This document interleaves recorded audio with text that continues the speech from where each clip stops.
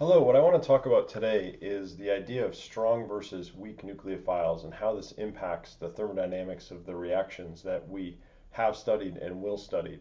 And the key point here is that some reactions are irreversible, meaning that they run in the forward direction and you cannot get them to go backwards.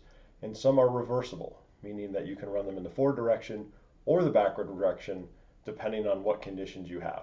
And so I want to just talk a little bit about that because it's important as we transition from looking just at strong nucleophiles to looking at weak nucleophiles, right? So the strong nucleophiles are the ones that we've already studied so far this semester, right? So when we think about strong nucleophiles, we're thinking about H minus, our hydride reagents, or carbon minus, right? So our strong nucleophiles are sodium borohydride, lithium aluminum hydride, or alkyl lithium or Grignard reagents, right? The nucleophiles that we've been using up to this point. When we think about weak nucleophiles, this is what we're going to start next week, and that's when we think about things like amines or alcohols, right? So oxygen and nitrogen nucleophiles that are neutral, not negatively charged, right? So the weak nucleophiles we're going to look at are primary amine, secondary amine, alcohol, right? So we're looking at neutral O and N. If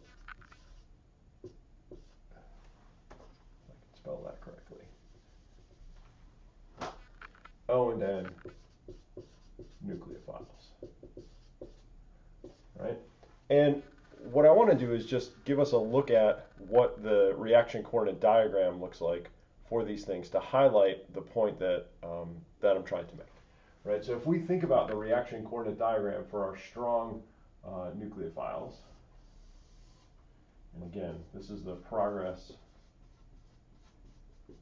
of the reaction, and this is energy, right? For these irreversible reactions, the starting materials are very high in energy, primarily because you have a very reactive nucleophile. And again, when it's reactive, it's unstable, it's high in energy, right? So our starting materials are going to be up here, right? So I'm just going to put SM, right? And again, SM equals starting materials. And again, the starting materials are the carbonyl plus the nucleophile.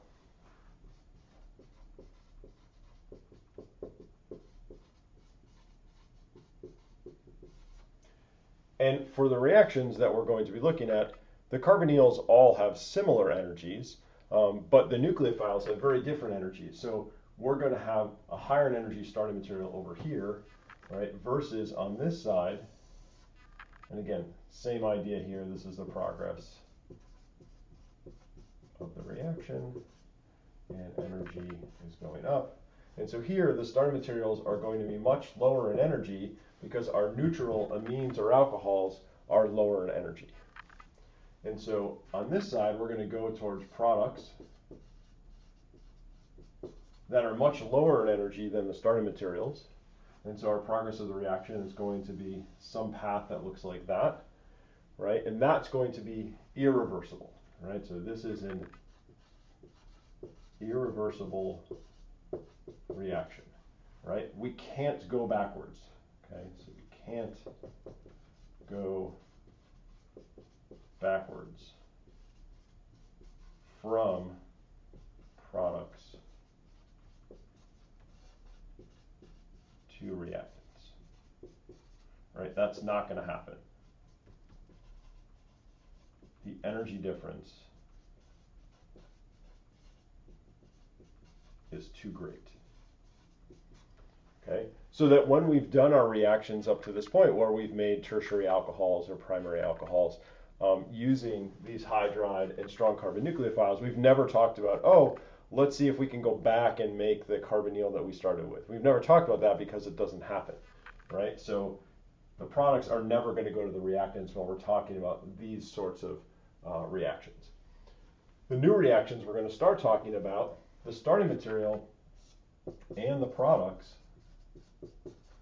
are very similar in energy, right? So the idea that you could go back and forth here makes a lot of sense because the products and the starting materials are approximately the same energy, okay? So it is very possible to go from products to reactants. So the key for these reactions is going to be to understand how we can manipulate which thing we're going to favor based on how we run the reaction, right? So change in reaction conditions will favor reactants or products, right? So the reaction conditions are going to be key. And we're going to take advantage of this issue where we can go from reactants to products and then from products back to reactants. And that's one thing that we'll see. You can have a carbonyl and then you can turn it into a different functional group and it will be then protected. It won't behave like a carbonyl, and then you can unmask that carbonyl and do reactions on it. So there's lots of applications for this sorts of stuff. And the other thing to just keep in mind, some of you may have studied this either in Chem 111, Chem 118, or in high school, but this idea of thinking about Le Chatelier's principle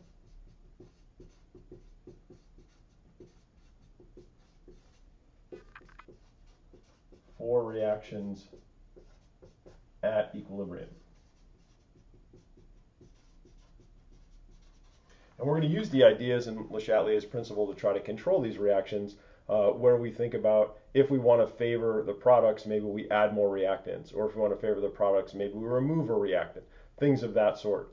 And so think about these sorts of things. And again, this is just an overview because as we start talking about the specifics of these reactions, we're going to talk about this idea of them being reversible and how we can control that and how we can take advantage of it for the things that we want to make.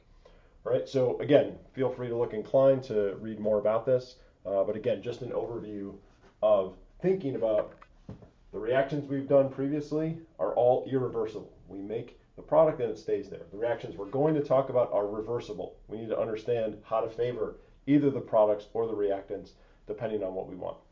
Okay.